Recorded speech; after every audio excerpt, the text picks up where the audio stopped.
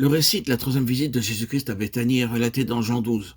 À cette occasion, Marie oignit les pieds de Jésus avec un parfum de nard très coûteux. La maison fut remplie de son odeur, et ce doux parfum était si puissant et doux qu'il a dû être senti de loin par les gens qui passaient par là. C'est ainsi que doit être notre vie chrétienne, aussi bien dans notre maison que dans notre assemblée. Le parfum du Seigneur Jésus sera senti et ressenti par tous ceux qui passeront à côté. La maison parlait de paix, de joie et de victoire, mais avant, c'était une maison remplie de tristesse, d'incrédulité, de pleurs et de murmures quotidiens. Maintenant, elle était devenue une maison de joie et de bonheur. Avant que nous soyons nés de nouveau, nous sommes comme une maison de deuil, et nos vies sont pleines d'échecs, de fautes, avec beaucoup de problèmes, comme Béthanie l'était au chapitre 11.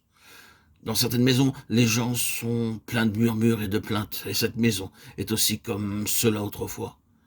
Mais elle est maintenant pleine de paix et de joie.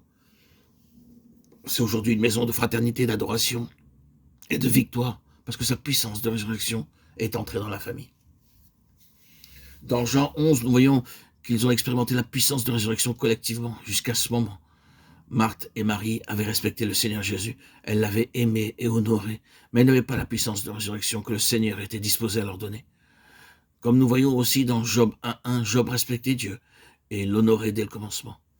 Dans Job 1.1, il nous est fait la description de Job. La parole de Dieu dit qu'il était un homme parfait, un homme droit, un homme qui craignait Dieu, qui évitait le mal et qui avait une parfaite idée de Dieu, comme nous le voyons dans Job 42, 5, 6. Mon oreille avait entendu parler de toi, maintenant mon œil t'a vu. C'est pourquoi je me condamne et je me répands sur la poussière, sur la cendre. Cependant, après être passé par le chagrin, la souffrance et la peine, il eut une expérience personnelle du Dieu vivant. Il en fut de même pour Marthe, Marie et Lazare. Ils passèrent par une peine extrême. On avait dû les ridiculiser, se moquer d'elles, parce qu'ayant reçu le Seigneur Jésus dans leur maison, il n'était pas venu lorsqu'elles le firent chercher quand leur frère fut malade.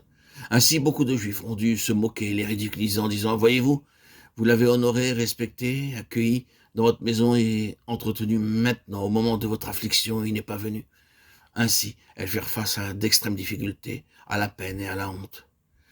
Mais par cette douleur, elles expérimentèrent la puissance de résurrection. Ensuite, dans Jean 12, nous découvrons que la maison est entièrement différente. Imaginez le Seigneur assis d'un côté de la table et Lazare de l'autre côté, avec peut-être aussi quelques autres convives. Il y a Marthe servant joyeusement, et Marie inondant d'un parfum de grand prix les pieds du Seigneur Jésus-Christ.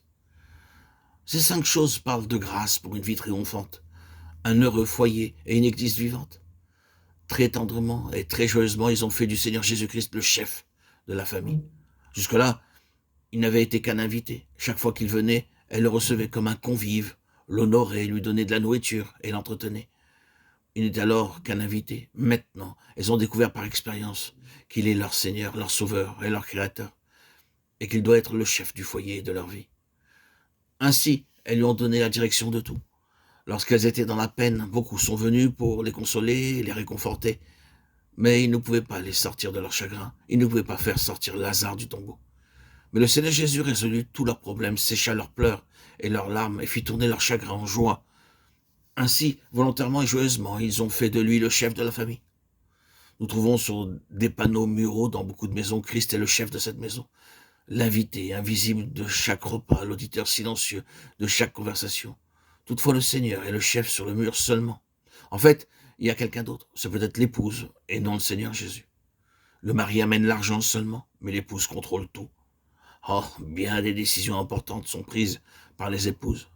Elles peuvent très facilement changer les pensées de leur mari en leur cassant les oreilles.